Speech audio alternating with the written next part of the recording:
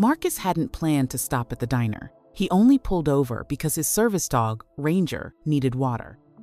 The late afternoon sun slanted through the clouds, casting long shadows over the quiet two-lane road. He parked his dusty pickup in a corner spot, out of habit, where he could see the whole lot. Old instincts never left. The Sunnyside Diner had one of those faded neon signs that hummed even in daylight. It was supposed to be a friendly, small-town stop. The kind of place where waitresses knew your name and refilled your coffee without asking. But today, it felt different. As Marcus limped to the door, his right leg stiff with every step, he could already hear the laughter inside. Young voices. Loud. Carefree. The bell chimed as he entered. The smell of coffee, bacon, grease, and cheap cleaning fluid hit him at once. Booths lined the walls. A few truckers sat hunched over their meals. But it was the booth in the corner that drew his attention. 3 teenagers, hoodies, sneakers kicked up on the vinyl seats. They didn't even pretend not to stare. One boy with a varsity jacket elbowed the others and grinned. Marcus gave a slight nod to the waitress. She didn't look up, just kept wiping the counter like she was trying to scrub the laminate down to the wood. Ranger stayed close to Marcus's side, his black and tan fur brushed but dull in the afternoon light. The dog's vest was clean, the patches clear. Service animal. Do not pet. They found a corner booth, away from the others. Out of habit, Marcus slid in slowly, easing the weight off his leg. Ranger curled at his feet, brown eyes scanning the room the way he used to scan open ground in Kandahar. When the waitress finally approached, pad in hand, she looked everywhere but at Marcus's face. "Coffee?" she asked. No warmth, no curiosity. Marcus nodded. "Coffee, please." The stutter hit hard today. Fatigue made it worse. Some days were better. Not today. The waitress scribbled without comment and walked away. That's when the laughter started. Soft at first, a muffled snicker from the teenager's booth. The varsity jacket kid whispered something. His friends snorted. Marcus kept his eyes down, tracing the cracked laminate of the tabletop. He'd survived things that would make these boys cry for their mothers. He'd stood in the smoke and fire of war zones, given orders, pulled friends out of wreckage. But today, he just wanted coffee. Quiet. Nothing more. The varsity kid leaned in closer to his friends and grinned wide. Bet he can't even order without spitting all over the table. The others laughed louder. They thought it was funny. They had no idea. Marcus kept his gaze steady on the window beside him, watching the clouds shift. He could hear every word the boys whispered, every snicker. Years ago, he'd trained himself to pick up the smallest sounds. Footsteps crunching gravel, a radio crackling in a storm. Now that same instinct picked out the cruelty laced in teenage voices. Bet he can't even say coffee without drooling. He sounds like a busted robot. You think he even knows where he is? Their laughter was sharp and mean, like kids who had never been told no. Ranger shifted under the table. His body pressed lightly against Marcus's leg, a silent reminder that he wasn't alone. The dog's ears twitched toward the boys, but he didn't growl. Not yet. The waitress returned with the coffee. She placed the chipped white mug down without looking at him. No sugar packets. No cream. "Anything else?" she asked, eyes already drifting back to the kitchen. "No, ma'am." His stutter caught again. Worse, this time. The syllables tumbled and froze like stones in his throat. The boys howled, even louder now. A trucker in the next booth shifted awkwardly, pretending not to hear. The older couple by the window looked down at their plates. No one spoke up. No one ever did. Marcus wrapped his fingers around the mug, the ceramic warm against his scarred skin. He sipped quietly, willing his hands to stop trembling. He thought of Kandahar, of the younger soldiers who used to look at him the same way these boys did now. Back then, it was respect mixed with fear. Now, it was just mockery. The varsity jacket kid stood up, stretching like he owned the place. His sneakers squeaked on the linoleum. He swaggered over to the jukebox in the corner, glancing Marcus's way with a smirk. The boy flipped through the song list, not really looking. His real focus never left Marcus. "Probably got that limp tripping over his own words," he said, loud enough for the whole diner to hear. The laughter swelled again. Marcus said nothing. His grip tightened on the mug until his knuckles went white. Ranger stayed pressed against his leg, silent and steady. He had faced worse than this. He had faced far worse. But that didn't make it right. And he wasn't sure how much longer he could sit quietly. The varsity kid returned to his booth, his shoulders squared like he just won a contest. His friends fist bumped him under the table. Marcus kept his eyes on the window, on the trees swaying in the breeze outside, on anything but the boys. But silence only fueled them. The boldest of the three, the ringleader, stood up again, taller than the others, lean, full of the false confidence that came with never having been humbled. He sauntered toward Marcus's booth, hands in his hoodie pockets. "Hey, old man." Marcus didn't look up. He sipped his coffee. The boy leaned closer. His breath smelled like spearmint gum and arrogance. "Hey, I'm talking to you. What's wrong? Can't get the words out?" His friends snickered behind him. A few other diners smiled uncomfortably, more entertained than disturbed. The waitress pretended to refill salt shakers, watching from the counter. Marcus set the mug down carefully. "Just let me be." The boy rocked back on his heels. "Or what? You gonna bark orders at me like in the movies?" Marcus's shoulders stiffened. The boy's voice dropped lower, so only Marcus and Ranger could hear. "Or maybe your dog's the smart one. At least he knows when to shut up." Marcus froze. His breath caught in his throat, not because of the insult, but because the boy had crossed a line he didn't even understand.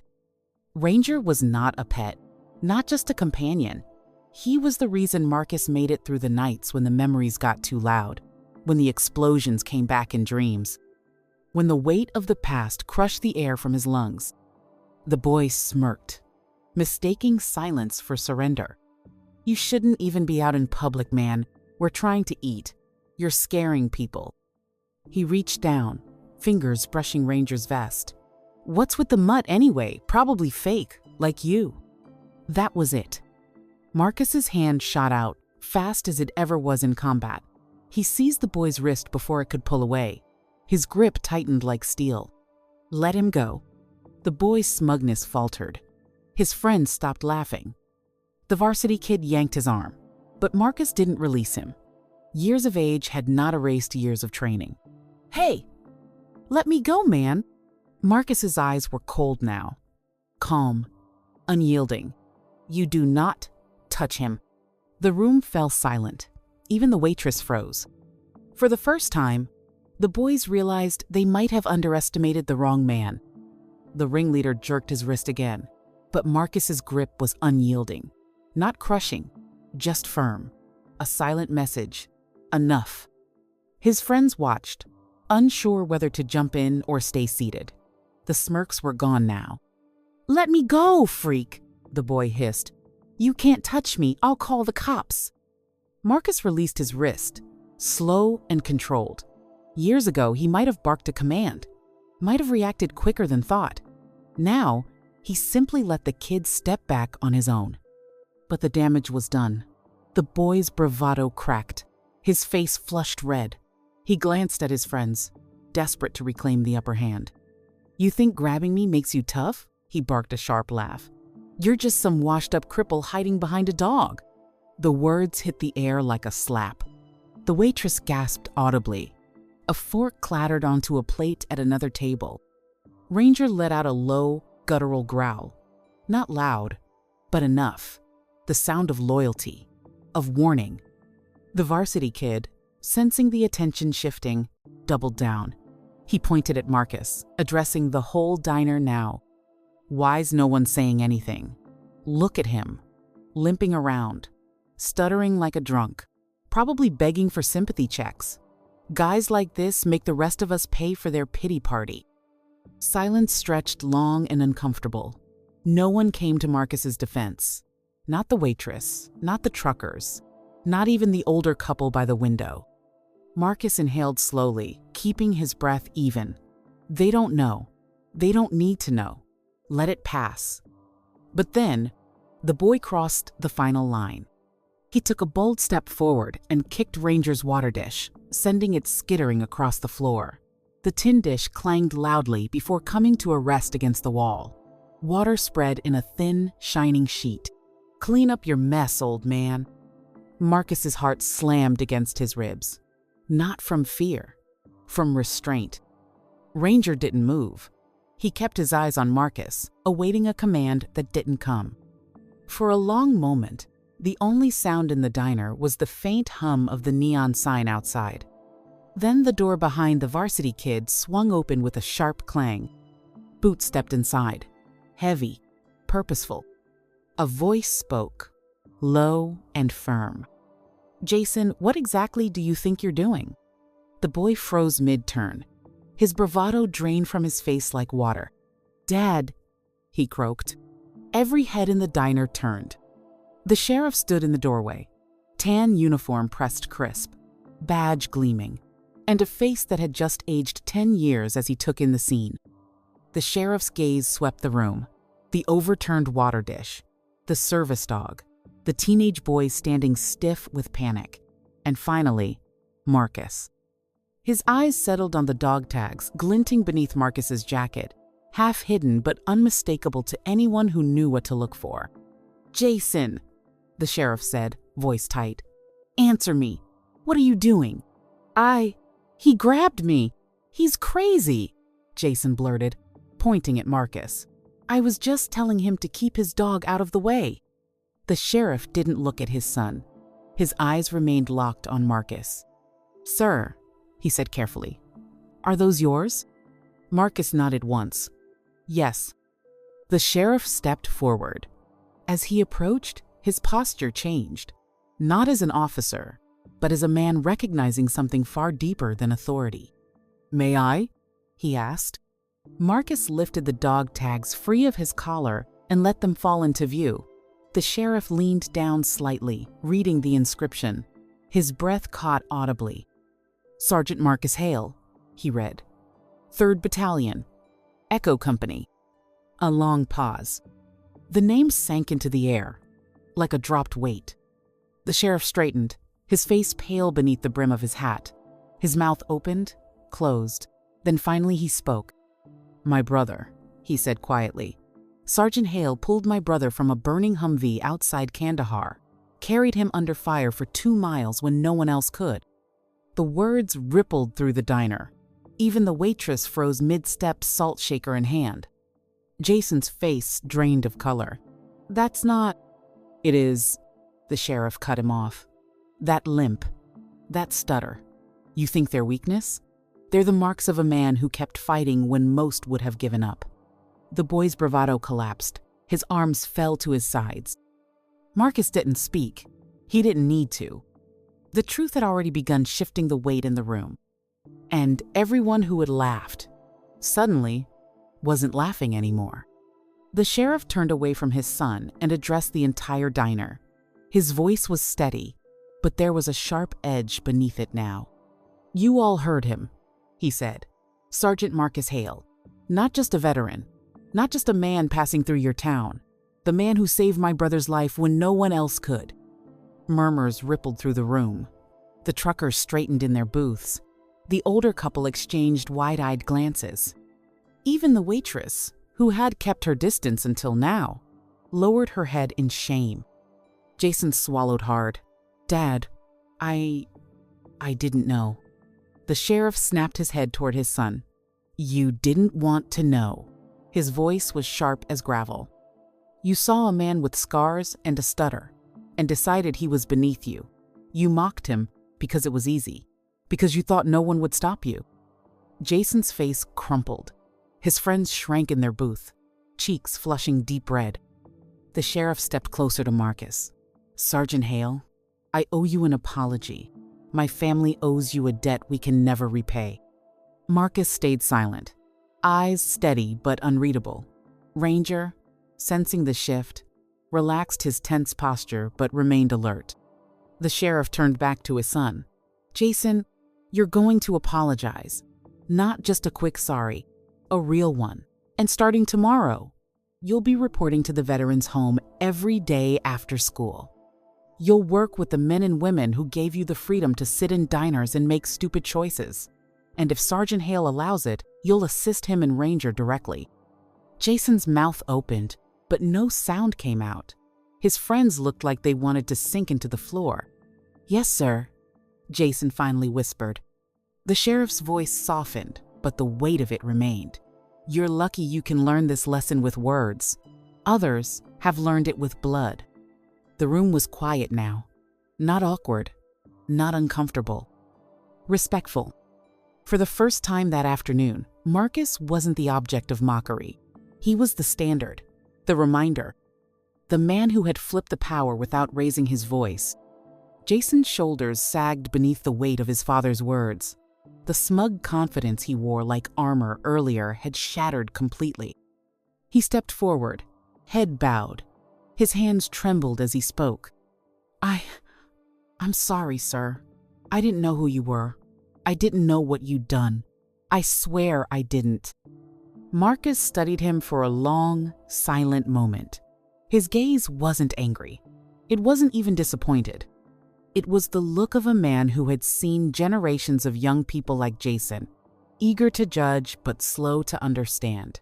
"You didn't want to know," Marcus said quietly. Jason flinched at the truth of it. The sheriff nodded grimly. "That's exactly right."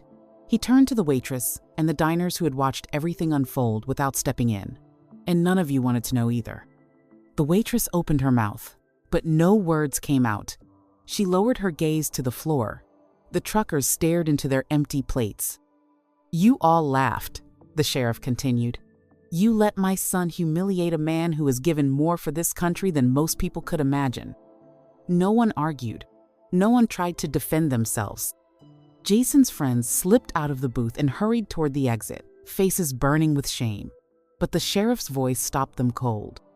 "You'll be joining Jason at the veterans' home too. Every day." The boys froze. If you've got time to mock a hero, you've got time to serve one. The tallest boy nodded stiffly.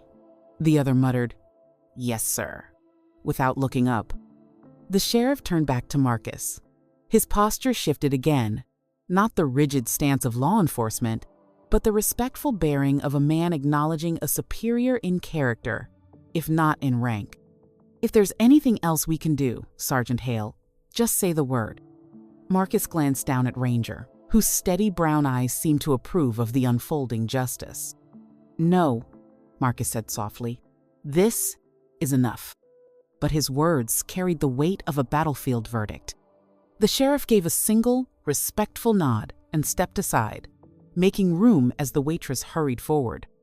Her notepad shook slightly in her hands. "Sir, I owe you an apology too. I should have said something sooner." Marcus gave her a tired but understanding look. "Most don't." She swallowed hard. Guilt etched across her face. "Your pie's on the house. And your coffee too. Least I can do." "I didn't come here for pie," Marcus replied gently. But she set it down anyway. A fresh slice of warm apple pie, the cinnamon sugar crust catching the light. She placed the mug back down too, full this time, hands trembling as she slid it toward him. The room remained silent. No more laughter. No more sideways glances. Respect had replaced ridicule. Jason stood frozen, hands clenched at his sides. "I'll be at the veterans' home tomorrow, sir, after school. And every day after that, I'll do whatever you say." Marcus met the boy's eyes. For the first time, he saw something beyond arrogance or ignorance. He saw understanding and a small, necessary beginning. "You'll listen," Marcus said. "Not to me, to them." Jason nodded rapidly. "Yes, sir." Ranger gave a soft huff, almost like approval. The sheriff placed a firm hand on his son's shoulder. "It's time we go home. You've got a long apology letter to write tonight. And in the morning, you'll be learning what it means to serve." As they turned to leave, the sheriff paused. "Sergeant Hale, thank you." Marcus gave the smallest nod. "Just doing my part." But everyone in the diner now understood. His part had never truly ended. The sheriff led Jason out of the diner, his hand steady on his son's shoulder. As the door swung shut behind them, the bell chimed softly, a sound that now felt more like the closing of a chapter than just the exit of two customers. The other diners remained seated, their meals forgotten. No one dared speak first. The waitress returned quietly, gathering the overturned water dish and refilling it without a word. She placed it gently beside Ranger. Marcus reached down, running his fingers through the dog's fur. Ranger leaned into the touch, eyes calm, loyal, steady as always. Jason's final words echoed in Marcus's mind. "I'll do whatever you say." Not long ago, he had stood on distant soil, giving orders to young men who had been just as green, just as full of misplaced bravado as Jason and his friends. Some of those boys had come home, some hadn't. The years had taken much from Marcus. His smooth speech, his steady stride, many friends, but they hadn't taken his purpose. Not completely. He looked at the pie in front of him, the coffee, simple offerings, but today they meant more than comfort. They meant acknowledgment, respect reclaimed. The same kind he'd fought for overseas, but too often had to fight for again at home. Ranger's tail thumped softly against the booth. His job was never over, either. Marcus allowed himself a breath, a long, quiet breath. Maybe some battles were still worth fighting. The sun had dipped lower now, casting the diner in golden light through the wide front windows. The dust in the air glowed like tiny embers floating between yesterday and today. Marcus slid out of the booth carefully, his limp steady but sure. Ranger rose beside him, alert and ready. As he approached the door, the room remained silent, not out of awkwardness, not out of pity, out of something heavier, respect. Marcus paused just before the threshold. His hand rested briefly on Ranger's head, fingers tracing the embroidered letters on the dog's vest, service animal. But today, Ranger had been more than that. Marcus turned slightly. He didn't speak to the room, didn't make a speech. He simply let his eyes sweep over the diners, the truckers, the waitress, even the empty booth where Jason and his friends had sat. All the faces that had once looked down on him now looked up. Without a word, Marcus tugged the dog tags from under his collar and let them fall fully into view. The thin metal caught the last rays of sunlight, reflecting a sharp, clean glint across the floor. It wasn't just a piece of metal. It was a reminder of battles fought, of burdens carried, of debts owed, and of the truth Jason and his father and the entire diner would now carry with them long after Marcus and Ranger were gone. He pushed the door open. The bell chimed softly behind him. As Marcus and Ranger stepped out into the cooling evening air, the shadows stretched long behind them, but they didn't follow. Because for the first time today, Marcus wasn't walking out alone. He was walking out respected,